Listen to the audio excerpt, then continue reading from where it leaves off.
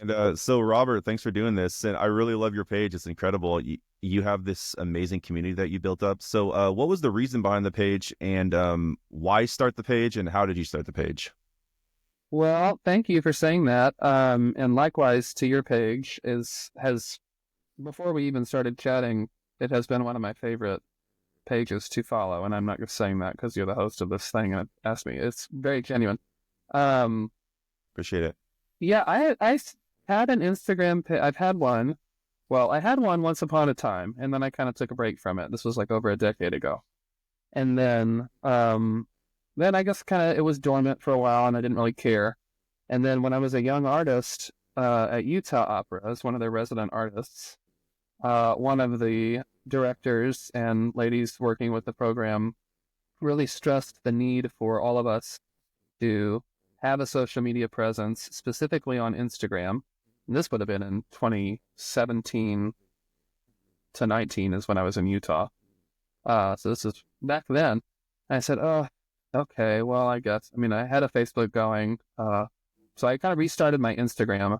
But even until it really was not until about midway through 2022 that I started to do kind of the stuff that I'm doing on there now. It was mostly just kind of like, okay, here's just more of a personal page kind of feel. Like here's me on a walk in a park, that kind of stuff. But then for whatever reason, I'm not really sure why, but we were expecting our first child in September of 2022. And she is now, do the math, two and a third or so. But I was reviewing because I was trying to think about this the other day. Somebody asked me, when did you start all this? And I said, well, I don't know. But one of my first kind of wacky songs that I started was about a month before she was born. So like midway through 2022. And I guess I just got the idea to just kind of be a silly little songwriter thing and put something. It was about crediting your pianist. That was one of the first ones I remember doing because uh, that's a thing that people need to be told somehow. Um, but and only in the last 6 months or so have I kind of gotten more. Try not to be obsessive with it, but I've treated it like a different creative outlet. And if there's a thought that occurs to me on the drive to school or in the shower that morning or something, I'll either put it on my notes app and just see if anything comes from it. So sometimes that's a song, sometimes that's a kind of dry talking head. Sometimes that's a little like a caricature of a voice teacher that I've created. Uh, it's kind of wacky, Mr. Rogers' Neighborhood style. So you're Yeah. not really sure what's going on ever, but uh, Is there like he's all is there a yeah. schedule that you stick to? I mean, is there like a consistent schedule that you stick to? You just kind of put them out whenever you feel like it. Well, it started as just whenever I feel like it, for sure, because I didn't know anything about, and I still am not like the most proficient social media user, but I've learned in my research and in my conversations with those who are like you, and like other pages, uh, I've learned that a consistent schedule is important for the algorithm and all that sorts of nonsense that still we can't really control, but we can help it. Um, so nowadays I'm basically doing uh, until the creative juices slow down, I'm able to think of something for Monday, Tuesday, Wednesday, Thursday, Friday. So Mm. five every weekday. That's pretty good. Um, Yeah. for a span in the late fall, like October of last year, I was doing Monday, Wednesday, Friday pretty regularly for a few weeks, and that got me a lot of traffic. That was already more consistent than I had been doing at the time. I had been doing just kind of like whatever whenever I feel like it, and then I thought, well, maybe this schedule thing, there's something to that. So let me see if I can do three a week. And then over the Christmas season, I had too many ideas that were too time sensitive to the holiday season. So then it kind of became every day for a while, and I committed myself to doing a stupid 12 days of Christmas thing. That meant That was I good. had to do 12 days in a row, and then Yeah, it was funny. It was really funny. well, that's someone thinks that, yeah. I was tired of it by and I had filmed them all at the same time, but I was tired of it by like day four. I was like, oh no, I gotta just keep dealing with this and seeing it. Um, but I've been recently toying with, as the semester keeps going here at school and my other obligations are mounting again, whether I need to go back to 3 a week, uh, but also being scared, not scared, but trepidatious of what that might do to the Yeah. algorithm since I've established this kind of 5 day thing. Is your 5 day a week? Is that the same time every day, or just different times in the day? Or It is mostly 7 a.m. Eastern time.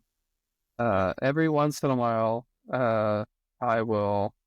It was interesting because sometimes I schedule them, and sometimes I'm not sure which one I want to do for that day until I wake up, and then I just decide something. and And you do then it the if day it's of? no, no, well, when I film them, Yeah, you film it the day before, or like no, well, it depends. it It's the whole depends. mix. I mean, I only just now put one up there that I had done like in November that I just had sitting in my drafts and hadn't the time I got again like I got so backlogged a little bit with some of the more time specific ones for like winter weather and things like that. Um, that there was one about that moment before you have to go to an audition and you don't want to do it anymore and you have to go to the bathroom and you just want to go home to your mom. Yeah, Um, that is, I'm told, relatable to people besides just me. yeah. Um, but that had been sitting. I had that idea and filmed that like back in November or something, and then just got it was just sitting there. So then I finally said, okay, well, let's just get rid of that one. I'm tired of looking at that in my drafts. Great. Okay. So when Yeah. the idea comes to you, and then you think of it, you write it down, and then do you film it kind of right away, and then you kind of just maybe mess with it later? And Most of the if I'm pretty sure of what I want to do, then yeah, I'll either just kind of turn the radio off in the car and just drive inside. It takes about 20-25 minutes to get here in the mornings, depending on traffic. Um, and I'll just kind of see kind of what comes to me, or if I've had an idea relatively recently, but it's been more of a nugget that I've written down and not really thought about. I'll just kind of try to formulate it as I go around. Um, and then if I have a spare moment in the day at work, if somebody cancels, or if I have, if I need to take a little break in my practice time, because I usually get here a little bit early to get some practicing done before I don't really have time during the day. Um, but sometimes I'll try to only give myself, okay, maybe 10 minutes. Let's see if we can just get this done in 10 minutes and all the editing and stuff I can do later. But in terms of the actual, getting a take of something that's good enough, uh, I don't want to spend too much time on it. But yeah, yeah, it's usually short-term memory based is what it is. If I figured it out in the car ride, then I'll just go in real quick, do it. It'll take 5-10 minutes and then they'll be done and I'll deal with it later. yeah. And I think what you said earlier is so important too. This is like stuff that you're into. It's like it pops in your head, and it's authentic. It's not forced. It's not like, oh, I got to make something that looks like this or like that. It's just like it's just flowing through your head, and it's what you're into and at the moment, right? So Well, usually, yeah, and it's funny you say that because it was just yesterday I was trying to think of what could I do about XYZ, and then I was trying like way too hard, and it wasn't here. It was just like walking on either taking a walk or doing dishes or something when you just kind of have your mind time. uh, Um, and then I started to go down that rabbit hole of that idea, and then I thought, but I don't really care about that. I can't remember what it was. It was just like something. Oh, what can I, what can I force to happen out of a certain situation? And I thought, well, it's not working because it's seeming forced to me. So I don't want to, you know what I mean? So yes, most of them are just kind of, oh, uh, there's, I'm feeling especially alert today and I'm very caffeinated. And what is that? Oh, I remember that one conductor one time who was obsessed with coffee and was also not very consistent or something. And so they just have like situational kind of things like that that just kind of grow by themselves. The thing that I actually have to work on the most is sometimes the wordplay that I do. So if there's like a rhyme stuff, I'd want it to be kind of interesting enough, but not too pedantic to yeah, be, like full on Sondheim or anything like that, where you're like, I've never heard of that word in my life, but it's thrown in just for a rhyme. Um, genius though, because I mean the way you fire off those words, it's like poetry. I mean, it's just like Oh, seem to make mistakes. I mean, and that's those are some complicated word salads that you're spewing out there. Like, well, some have resulted in some pretty. I'm gonna put a blooper reel out of one of them next week because it was one of the more pattery ones about the consistently caffeinated conductor, uh-huh. and that one was. I kept going to a certain point and stumbling and being annoyed. So, but then I thought, oh well, there's more content. So great. Yeah. And I think people need to be aware too of this idea of silence and letting ideas kind of flow through you, because I think a lot of people, they don't give themselves that. They'll always have music on or a podcast on or something like that. Like, you need silence sometimes to get those ideas flowing through, right? Yeah, for sure. And I'm guilty of that too. I'm one that has to remind myself to just sit there for a minute. So Yeah. I generally, we have two small children and they're lovely, but they need a lot. And I want to be present for them as much as I can when I'm home. But that means that if I want purely me time at home right now, I'm going to set my alarm for 5 in the morning before it's most likely that anybody else is going to be awake. So it's recently, and that's been a recent shift with sleep schedules and all this sorts of stuff that children do. Um, but those are the moments when sometimes I'm forcing myself. Okay, let's do the few morning routine things, and then let's just sit for a minute and have that stillness, and not even try to think of anything necessarily, but just see where your brain's going. And sometimes that turns out some idea like this. Sometimes it's some realization about a piece I've been working on, and it's helpful. Sometimes it's a problem in life that has been happening. I mean, yeah. But it's Yeah. once the other people are around me specifically, I feel like, or once if I have my phone anywhere within me, I keep glancing at it because currently our kid has the bad fever, so I'm Let's looking for do that. the update. But if Yeah. I don't have it in the other room, sometimes I'm still just aware of its looming presence. Then I'm like, I oh, know. Yeah, I've been big on terrible. that recently too. I actually shared that on social media, like this idea of having the phone in the other room, because it like Yeah. subconsciously takes that burden away. Then you're not constantly thinking about it anymore. It's like then you can kind of be present. Yeah, Or- it's so Yeah, loud even when it doesn't make any noise. It's yeah, terrible. It's like yeah. why am I aware that it's here? Get it Exactly. away. I don't yeah. If it's in the room, Yes. you're thinking about it. Yeah, It's awful. Yeah. yeah. So yeah, and I think it's so important too, right? You got to like those moments in silence when those ideas flow through. That stuff's gold, right? You got to really treat it as gold and write it down and pay attention and really take it seriously, right? It's like Well, I don't put the word gold on it. I put it could be gold. I usually think of it as something worth pursuing. Yeah, yeah, Like, oh, that could be something, or that could be no, that's stupid, or something. It's either worth entertaining or not. I don't think any of the one I was actually am consistently proud of is the one that actually takes a small modicum of talent, and that's I did a Sweeney Todd in 90 seconds, um, which I guess I'm very familiar with that show in my brain, uh, where I just kind of did, what if somebody had to do just like a clip of highlights, but in my own goofy way of Sweeney Todd in 90 seconds. uh-huh. Uh, and that one I will acknowledge humbly that I think that one is good material.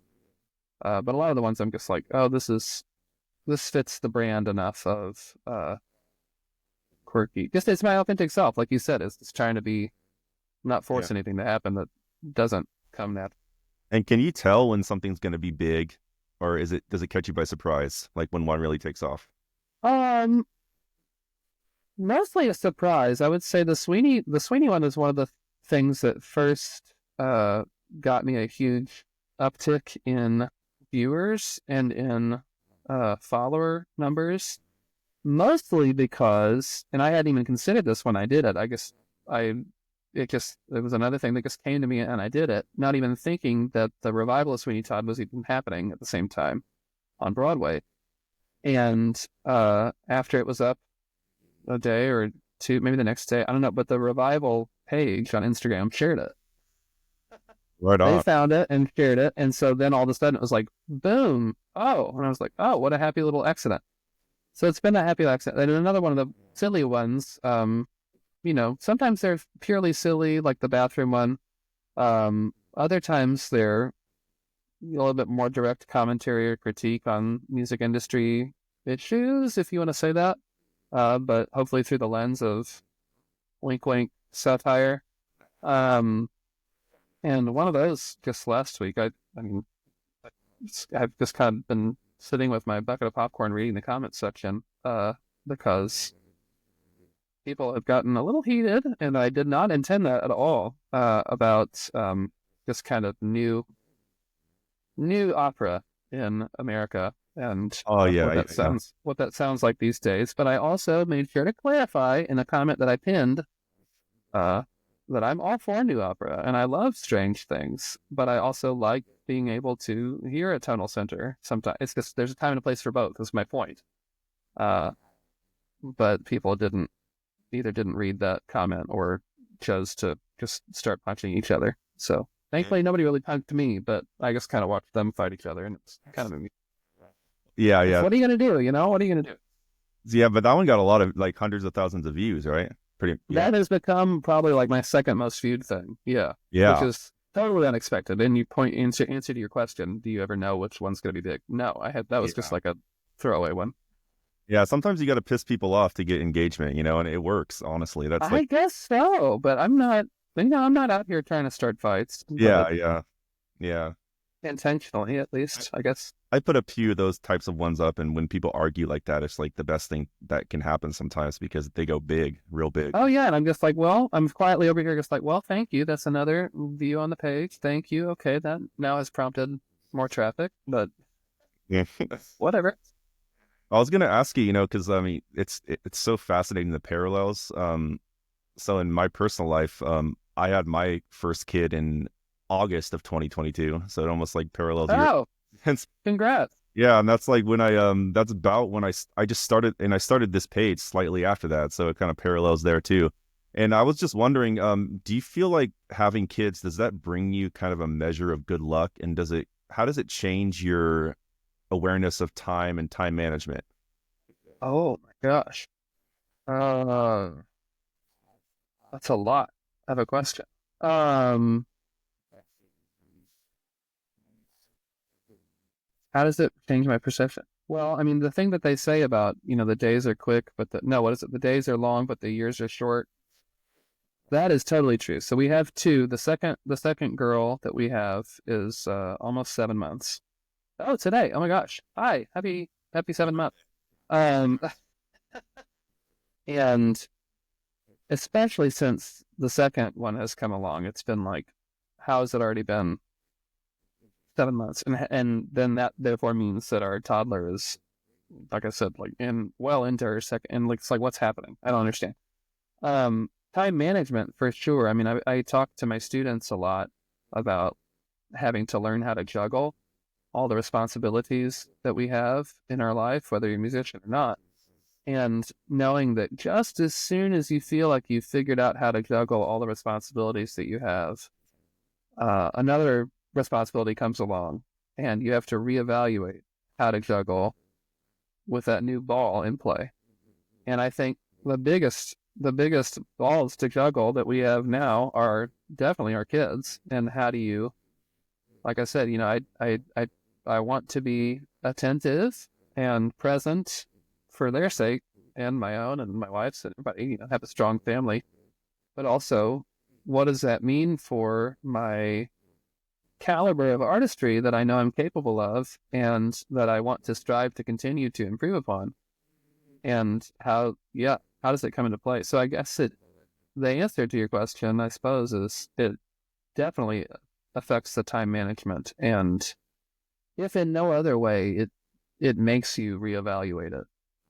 Do you feel like you're a better practicer now than you used to be, or worse? Yes. Yeah, Yeah, because I don't have as much time. yeah. You got to get more When done you're, all the time. Yeah, oh yeah, when I was a student in undergrad as a piano performance major, I would waste so much time because I had it.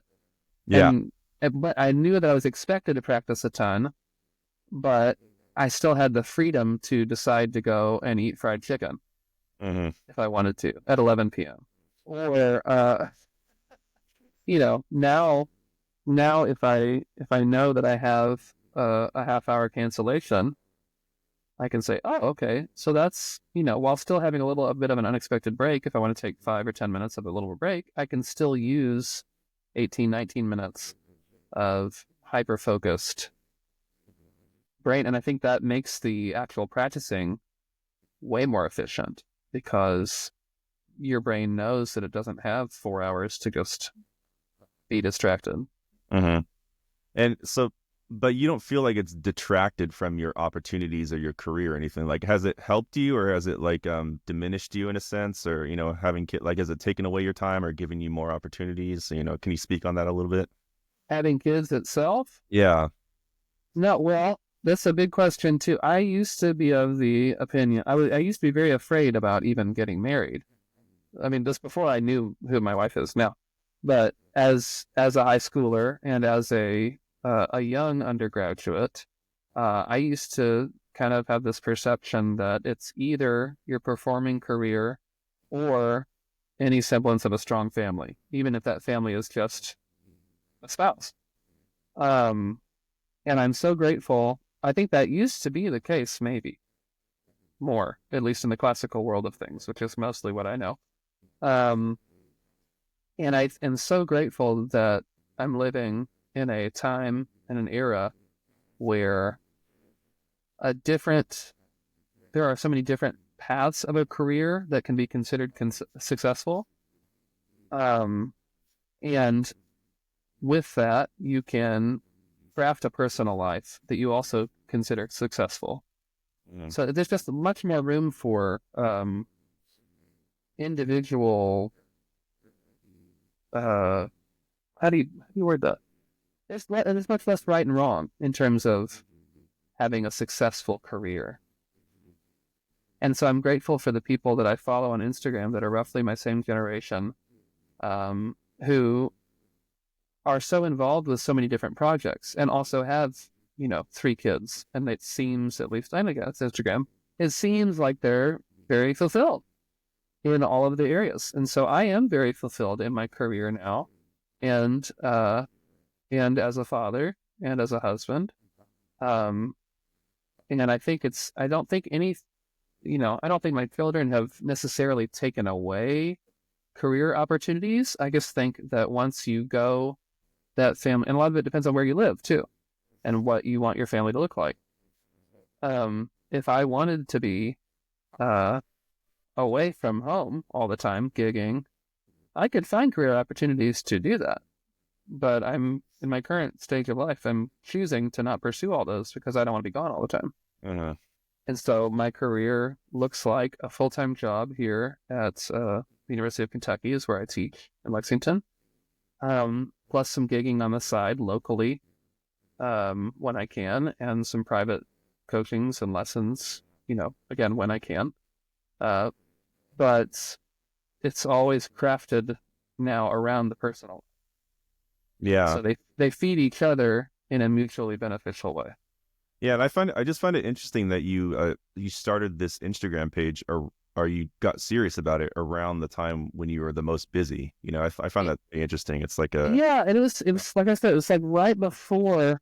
Like I remember making that video about crediting your pianist. Was we were renting a house at the time, and my wife had just gone on a walk to try to help labor come along because she was very late in her pregnancy. Um, but she also just wanted some alone time, and so I said, "Great, okay, so you take a walk." So that was just an idea that had been, I guess, in my brain. I don't know. If I brought it up to a therapist, I'm sure there's some sort of subconscious psychological reason that impending fatherhood created all this creative stuff, but have not yet mentioned that. So I don't know yeah. I don't think how it's deep that goes, but it is funny. I've thought about what does that mean that now this different part of my brain is being exercised more. Yeah, I think it opens up more possibility. I mean, at least for me personally, like a lot of opportunities have come my way since that point. So I don't think it's a coincidence. Like it's almost like a good luck factor that kind of kicks in a sense. Yeah, yeah. Yeah, but concerning your job, like because these you have a great job. I mean, you're working at a university, and how do you get these jobs? I was wondering because when you apply for these university jobs, it's like, how do you avoid being just another name in a stack of resumes? How do you actually get in on something like this, and how do you land a job like that? Well, this specific one happens to be where I did go to undergrad. So I went to undergrad at the University of Kentucky for a piano performance major and a voice minor, uh, and um, then did my grad studies at Manhattan School of Music in collaborative piano for a master's degree. Then I went out into the young artist world and professional world, opera companies throughout the states, um, and had intended. I decided that phase of life was over when it was over, and my wife and I moved to Chicago, where we were just going to set up roots and start figuring out the Chicago scene because we knew we liked Chicago and could see ourselves raising a family there more than I feel like Chicago also has that kind of there's a neighborhood feel when you want it, and there's the city feel when you want it, and it's easy to go from one to the other in about 5 minutes if you want. Versus someplace like New York, which I love, but we were both just very stressed by the idea of trying to raise a family in New York. We were like, no, Yeah. um, and didn't want to deal with like commuting an hour and a half to get to work if Hmm. we like had the neighborhood in New Jersey or something. Um, so we went there, and there was another giant surge in COVID in Chicago, the winter of 2021 into 2022. So work was sparse. I was part time at a school, Roosevelt University, just because that's what it was, and picking up gigs here and there, but it wasn't enough. And so my specific situation ended up having the person whose position I now have was retiring. And I had kept in touch with the folks here over the years, just, to keep up connections and networking. And they, my now coaching colleagues were two of my big mentors when I was an undergrad. So keeping them updated on Facebook and phone calls about how's the careers going, blah, blah, blah. Anyway, I just got a call and said, hey, there's going to be this position opening, put in your, look out, you are going to have to put in your application and all this because we have to open it to a search and blah, blah, blah. Um, but I heard about it basically through already having a connection. Now, that's not what got me the job because I still had to put it in an application and show my resume and show my credentials and experience and all that. But the networking part, I would lie if the networking wasn't important. Does that come Um, naturally to you, or you just kind of, did you have to consciously put effort into the networking over the years, keeping those connections going? I am an only child and was raised around many situations where I had to be on a lot at dinner parties and at societal things and kind of being host styled a lot, um, specifically to older generations. So I got a lot of exposure of how to behave around massive groups of people and kind of be charming and be, hopefully not be lying about it, but I got a lot of exposure to that from an early age. And then uh, I also have very natural tendencies to be kind of a ham uh, from experience on stage and musicals and things as a singer and performer. So it's a mix. I mean, it's sometimes I get very introverted, but there are still moments where I have to go be on for some sort of donor event or a fundraising thing. And doesn't matter how you feel, you still just go be around people and network and do it. Um, and the experience that I got networking in the young artist program circuit helps me further that with specific regard to the music community. Mm. Um, so a mix. I mean, as part of it comes naturally, and another part has been through experience and putting that into practice. So what does that look like, maintaining connections from afar like that? I mean, do you kind of just periodically have to just like send messages to people and reach out and just say, hey, how's it going? That kind of thing. I did for a while. So when we stopped living in the young artist world as young artists, and we moved to Chicago, I said, okay, now who do I know and who have I met through these programs that I know is either based in Chicago or gets to Chicago a lot. And there were a few on my mind. And so I said, I either emailed them or texted them or called them and said, hey, just heads up, I'm moving to Chicago. If you know of any opportunities or any blah, blah, blah, would love to be considered. Let me know if you want any materials. Happy to send those your way. Blah, blah, blah. And so that's how I got the stuff that I got. Well, again, after some of it was connections, another was putting in an application for the one at Roosevelt University. But a lot of it was word of mouth by that point because I had amassed enough experience with a certain caliber of opera companies and colleagues to have pretty good reputation, both for my talents and as a human being, which is important. In case anybody thinks that's not important, it's especially important nowadays. You have to be a good human being. Mm-hmm. So yeah, it's a mix. Again, it's kind of a mix of cold emailing and cold calling, and or someone cold emails you and says, "Hey, I heard that you have just moved back to Chicago from whatever reason, either through your Facebook. I saw on Facebook that you moved back to Chicago or moved to Chicago.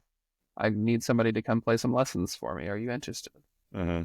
Yeah, so that stuff works. You just send an email like, "Hey, I'm here, I'm available," and then you It actually can, away. Yeah. yeah.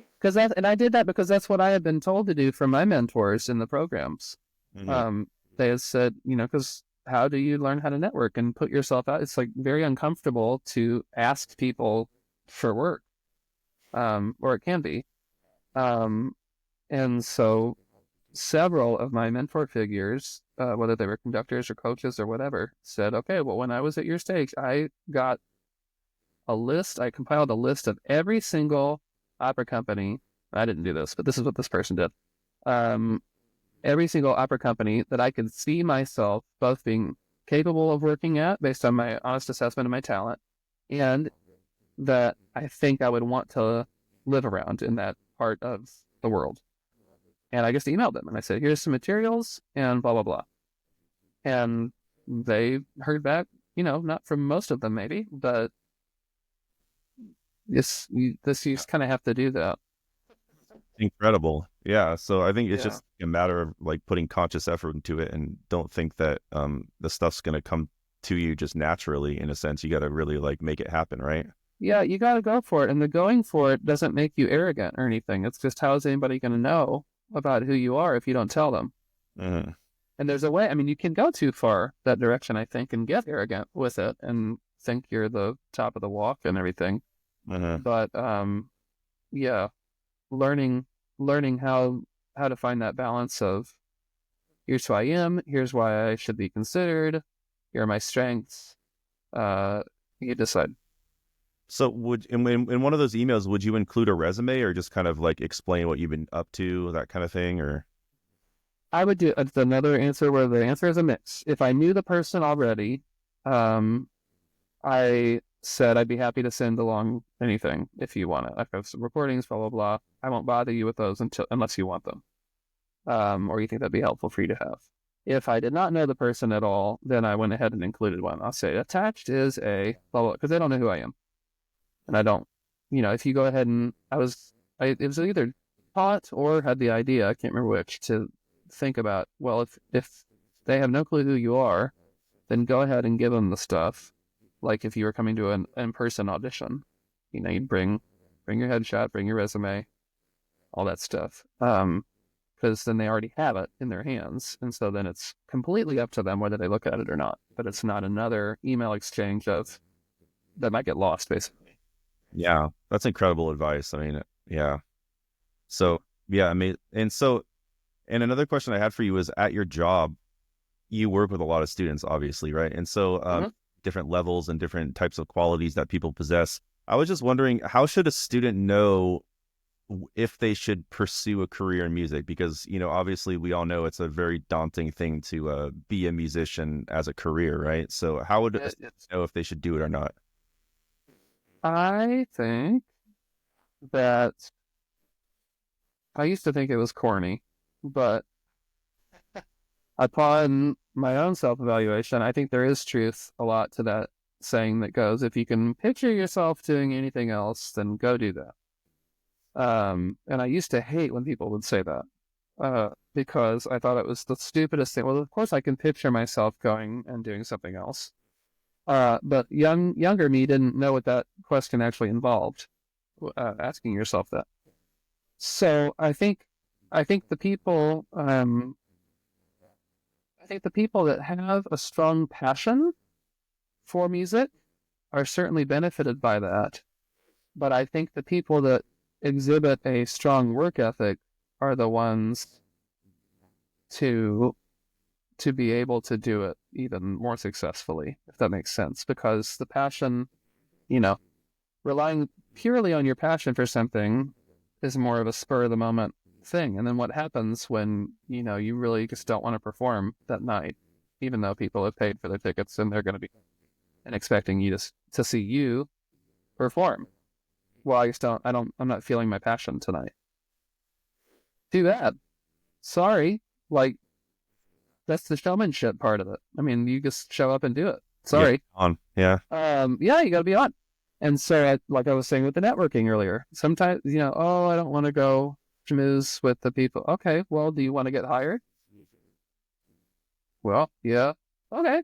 So maybe you go schmooze, be as authentic as you can about yourself, but that involves some level of being on, right? Um, so, yeah, I think to how to know if they should pursue a career in it is if there's if they've been told by trusted sources that they have very valuable talents that are worth developing, um, and from people that know what they're talking about. I mean, we got to get honest. We can't. Your grandmother can't be unless your grandmother is like a music person who like knows the career and stuff. Her thinking that you're the best, you know, flute player isn't necessarily accurate. And it's all subjective anyway. But you want to try to find valued opinions from those more in the know about whether there's even that. That sounds very exclusive and discriminatory. It doesn't mean that. I don't mean it to come off that way because then it sounds like all snobby music elitist. But I think it's a mix. That's Yeah. such Yeah. a long-winded, awful, rambly Oh, answer. I'm no, it's sorry. great. And so it's the willingness to work really hard at it. And if you have that willingness, then you can a lot of times overcome certain aspects. But how do if you don't have talent or you do have like what does talent mean even? And Oh, how do you know if you have enough of it? it's a deep, this is a deep lunch hour. How do you know if you have enough talent? Good grief. Um, I don't know that I can answer that. Hmm. I don't think that anybody outside of ourselves can answer that. I think you have to decide whether, well, I don't know. For the listening audience, I had no clue what any of these questions were going to be. Yeah. So Talent, the thing like deal with me here as I am racking my brain for these yeah, it's very deep, take me. profound questions. But people have different definitions of talent. Like a lot of people feel like it's an innate ability, and other people feel like the talent is the willingness to put in the work. It's like that. Oh, yeah. So it's like, how do you, So I guess it's just But are there certain aspects that you cannot really overcome as a music, just like in the musical sense? Like if you have really bad rhythm, for example, or if you have like terrible intonation. I mean, can you overcome Mm. stuff, or is it just like are there certain barriers? I think you can get better at those things. I think you just might have to work harder than other people than that to whom those certain things come naturally. Hmm. I think people are very capable of developing uh, those skills. Somebody might be very much more intuitive about rhythm and intonation, but they don't have any sort of language facility. Hmm. Whereas someone else who was brought up in a bilingual household, for example, might already have a better. This is from a singing perspective, of course. But they might already have a better facility for picking up different nuances of language, and they don't have to work on that. Whereas somebody, it's identifying humbly what your strengths are, and then deciding whether you want to choose to put in all of the work that it takes to develop your weaknesses and improve upon those. Yeah, and also be set up for a life of several failures, right? Which is hard to take sometimes, and you got to be. Yeah, you have to have grit for sure. I mean, I've not been accepted into everything that I've auditioned for, and it's an awful feeling. Mhm. It's terrible, especially if you tie up all your self-worth in your music making, I which is know. another big Yeah. trap. What But one thing I wanted to ask you too, because I mean, you have this sense of humor that comes through on your page. Like, can you apply that? Can you move that over to, for example, encountering failure? Like, do you approach that with humor as well, or is that just like a different side of your personality? You know? I usually, if it's a real life example, I'll probably use it as a defense mechanism to make myself get through it. My sarcastic humor. If you don't laugh, you cry, right? But um, but I also, I mean, I definitely have grappled with career heartbreak and oh no, I mean, for example, I only got accepted to one of the grad schools at which I auditioned. I applied for four places. I didn't even get granted an audition at one, and little, 21-year-old me was like, what? I couldn't even get an audition granted. What? Mom, Dad, what am I gonna do? Uh, then auditioned at three of them and then got accepted to one. So I, in the immediate aftermath of that, was kind of, insulted and bothered that why doesn't every place, why did, it sucks when you get rejected. But in hindsight, I was like, well, that choice was just made very easy for me. Because I went to that school where I got accepted, and it turned out to be like the best thing that I could have possibly gotten out of what I needed for my education at that time. Yeah, it usually works out So a like, lot of that's hindsight, yeah. yeah. Concerning just back to intonation for a sec, because I have to ask, I'm kind of obsessed with it. But Oh. as a I don't sing in tune all the time. Now, people in the comments also fight about this because people will start calling me out for singing in tune do or they? out of tune. Oh, yes. Especially if I'm doing a song about being flat or something. Uh-huh. And sometimes I'm doing that intentionally, and sometimes I'm not. But the times that I'm not doing it intentionally, I'm also not thinking about singing technique. I'm just trying to do a silly little stupid song. Like, let's calm down. That's funny that It's people. just funny. Oh, yeah.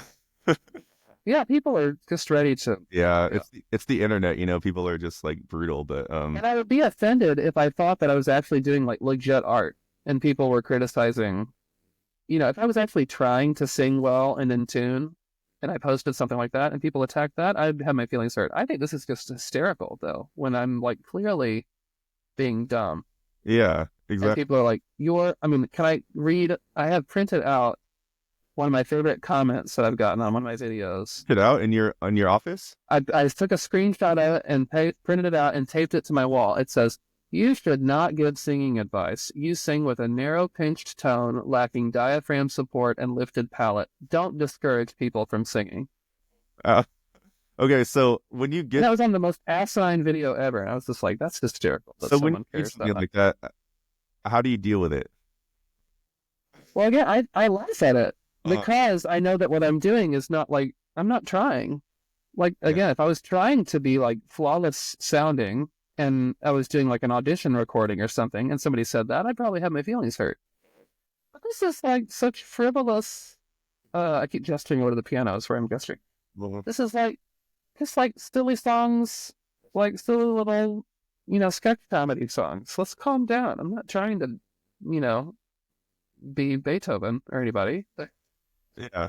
So you just read it and you move on and you just laugh at it and just kind of Yeah, yeah. Usually, yeah. That's great advice for anybody too. I mean, for people it's like just this like, on the internet, right? So, yeah. And even if you are putting up what you consider legit stuff and that you're trying to actually get seen by, I mean, everybody's got their opinions, and it doesn't. If you know, especially if they're complete strangers, and these people are complete strangers. I don't know these people. I know, I know. It doesn't matter. Yeah, I know. Well, just I gotta ask you though, in terms of intonation, like say a singer Oh comes in yeah. and has bad intonation, like how do you tell them to work on it? Depends on the singer. Uh-huh. So part of what I like as a vocal coach is that I get to put on psychologist hat and psychiatrist hat, and I try to figure out what kind of vocab and what kind of delivery of speaking is going to be received most successfully. And specifically at the beginning of knowing a singer, it's, you know, you sometimes take a while to read the vibe that they give you for what they're gonna like actually hear and receive well, and what kind of vocab you might want to use. Many of my students now, I can just look at them and say, "You're flat," and that needs to stop, because they've come to know that I don't tend to beat around the bush with things, not from a hateful place, but from a we're just gonna waste time being all cloudy and florid. With oh no, that was a little. If you could find a way to just to try to no, I'm sorry, that was flat. Let's fix the vowel and move on. Uh, but um, but that's just again coming from my authentic personality. If you have an authentic personality that's more, you know, kind of doting, I don't know what the right word is, then embrace that and let that be you. But I think they can tell if I were to do all that, they'd be like, why is he speaking kind of weird, And careful way? so you're honest. And Yeah. how do you fix someone's inner ear though? Like say they're not hearing that pitch correctly inside their head. I mean, how do you fix that? It depends. Sometimes for singing, I find that they actually are singing the right note in their brain, but their vowel needs adjusting in terms of the clarity of it. And then when they adjust the clarity of their vowel, things pop right into tune.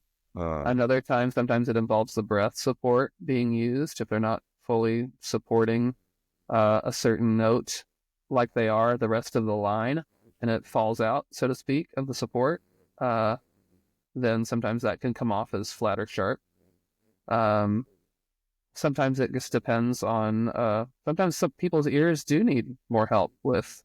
Okay, now understand how that fits into this chord, this way, and you are making this what is a major chord, and just having that more macro structure awareness be brought to their attention. Um, Sometimes that's helpful. yeah. So technique can affect intonation. Yeah. Oh, for sure. I would say most of the time it's a technical It's like thing, and I don't teach technique, but since they're all in the same body doing this stuff, the stuff I say about musicianship is gonna affect their technique. It's unavoidable. uh, and how many days a week does a student need to practice ideally?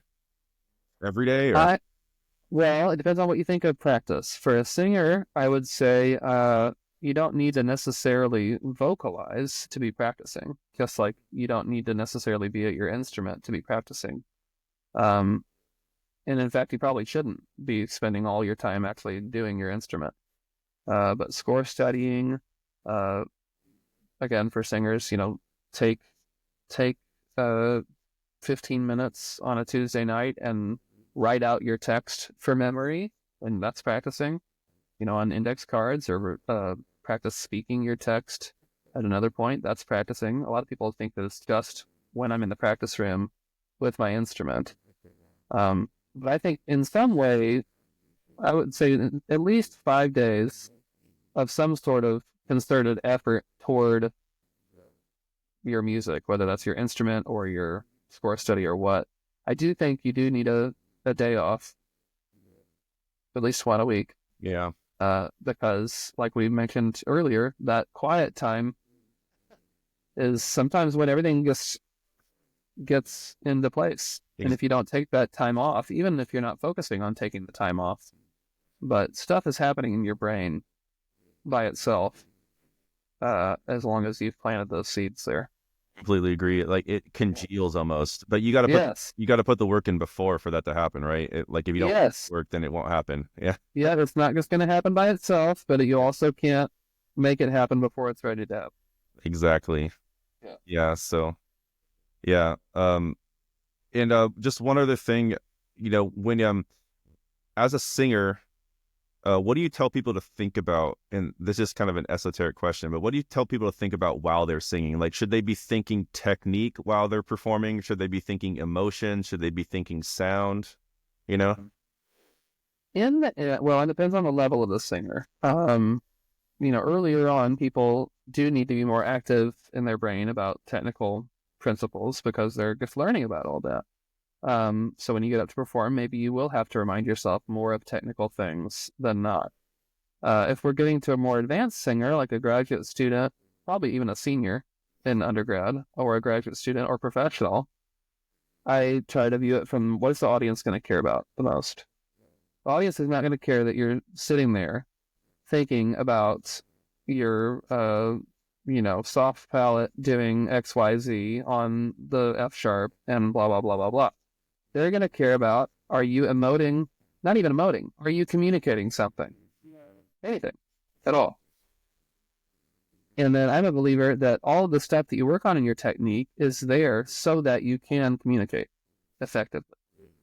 All that stuff will come into play and affect the communication. But if you have no clue what you're singing about, if it's in a foreign language, or even if it's in your native language and you have no clue what it actually means, then there's just absolutely no point. That's Mr. Blunt coming up again. But there's just no point. Go do something else. I'm sorry. You can't, you are a communicator, and you have chosen to be a communicator through words. Yeah. Like, So I don't have, if I'm just in pianist mode, I don't have the benefit of text to help my story come across in a more concrete way. Or if you're a wind player, right? You don't have, you're not playing words. I mean, you might create them for yourself to help tell a story, like if you fashion a story for yourself, that's a tactic too. But especially singers, I mean, they have the words right there. And sometimes you got to dig real deep and figure out what the words are actually saying and what you want them to mean.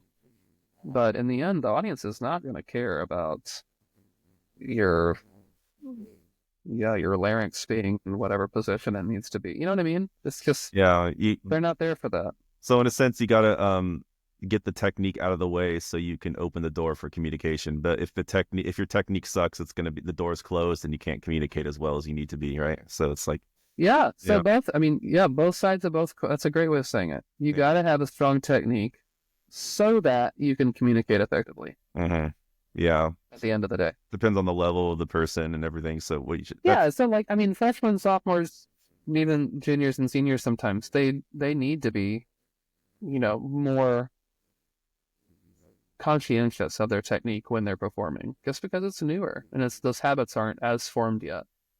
yeah, Yeah. great. There are exceptions always. I mean, I know professional singers that's like, okay, when I get to that passage, I got to really remember to do my, my molars need to blah, blah, blah. Fine. That's fine.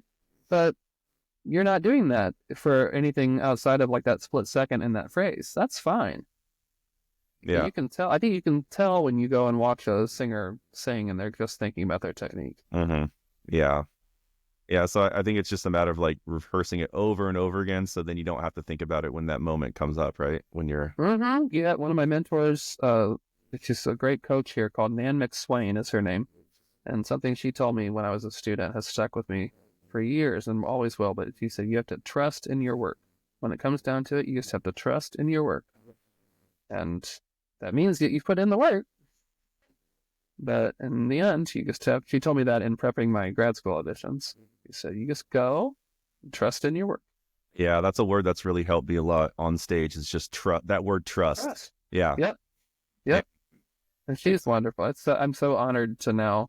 Tedrin Lindsay is my other coach colleague, and I'm so honored to now to work with them, who I once and still do consider mentor figures. It's just been a fun full circle kind of moment. Yeah. And so you've only had this job for about 2 years or so. I'm in my third year here. Yes. Yeah. Mm-hmm. Yep. Yeah, I just find that interesting too. When the kids come, then the job pops up. It's like just it's almost like fortuitous in a sense. It's just Yeah, I don't recommend moving cross country when your wife is 34 weeks pregnant. I do not recommend that unless it absolutely has to happen, which it did for us, because this was the better job opportunity that we were finding, like I said, because of COVID and big cities and all that. But it's worked out to be amazing. So yeah, and Kentucky's it's a beautiful state. Honestly, it's great. Yes, come visit us, everyone. Come to Lexington, say hi. I'm here. Yeah, Waiting to see you all. Please. Fantastic. Well, yeah, thanks so much, Robert. I'll let you go, let you get on with your day and your teaching everything. So you got a packed schedule. Really, really appreciate you doing this. Thanks so much. I am honored. I appreciate it. Thank you. Appreciate it.